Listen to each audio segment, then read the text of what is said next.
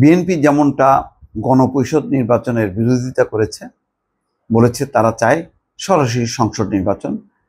তার উল্টো অবস্থান হচ্ছে জাতীয় নাগরিক পার্টি। তারা গণপরিষদ নির্বাচন চেয়েছে। 5টি সংস্কার কমিশনের গুরুত্বপূর্ণ 166টি সুপারিশের সঙ্গে 113টির সঙ্গে একমত পোষণ করেছে নতুন রাজনৈতিক দল জাতীয় নাগরিক পার্টি। তারা বলেছে যে সুপারিশগুলো সংবিধানের সঙ্গে সম্পর্কিত নয় সেইগুলো অধ্যাদেশের মাধ্যমে বাস্তবায়ন করা সম্ভব। আর সংবিধান সম্পর্কিত বিষয়গুলো বাস্তবায়নের জন্য গণপরিষদ নির্বাচন দরকার। রোববার দুপুরে জাতীয় সংসদ ভবনের এলডি হলে জাতীয় ঐক্যমত্য কমিশনের কাছে সংস্কার নিয়ে নিজেদের লিখিত মতামত জমা দেয় এনসিপি। পরে এনসিপির যুগ্ম আহ্বায়ক এবং সংস্কার সমন্বয় কমিটির কোঅর্ডিনেটর সরোয়ার তুষার সাংবাদিকদের কাছে কথাগুলো জানান। এর আগে ঐক্যমত্য কমিশনের কাছে মতামত দেওয়ার পর বিএনপি বলেছে গণপরিষদ গঠনের কোনো প্রয়োজন নেই। নতুন রাষ্ট্র হলে তখন গণপরিষদ গঠন করা হয় নতুন সংবিধান প্রণয়নের জন্য।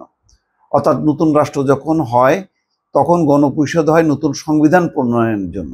এখন তো এই রাষ্ট্র আছে, সুতরাং এই রাষ্ট্রের যেটা দরকার সেটা হচ্ছে একটা নতুন সুষ্ঠু অবাধ নিরপেক্ষ নির্বাচন, যে নির্বাচনের মধ্য দিয়ে তারা প্রয়োজনীয় সাংবিধানিক পরিবর্তন সাধন করবে। এই বিষয়ে দৃষ্টি আকর্ষণ করা হলে সরোয়ার তুষার বলেন, নতুন সংবিধানের জন্য গণপরিষদ প্রয়োজন এই ধারণা সঠিক নয়।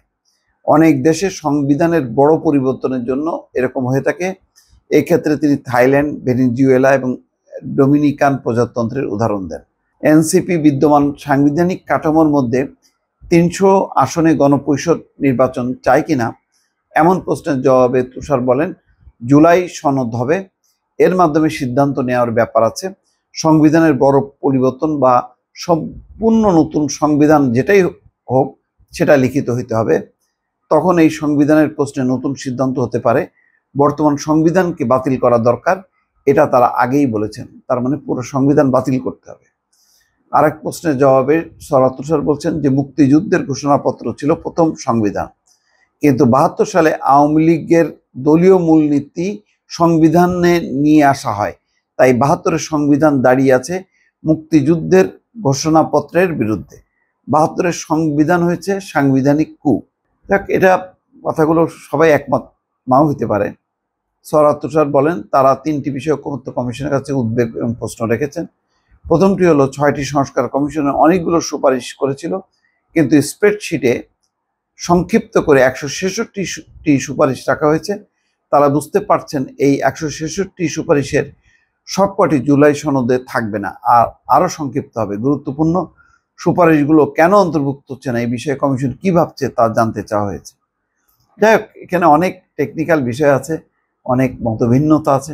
সবগুলো মতভিন্নতা পরে জুলাই সনদ কবে নাগাদ পাশ হবে বা সবাই স্বাক্ষর করবে এবং তারপরেই নির্বাচন হবে।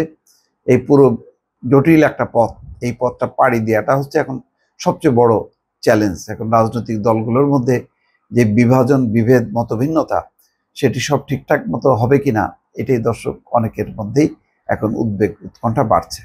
ভালো থাকবেন। আল্লাহ হাফেজ।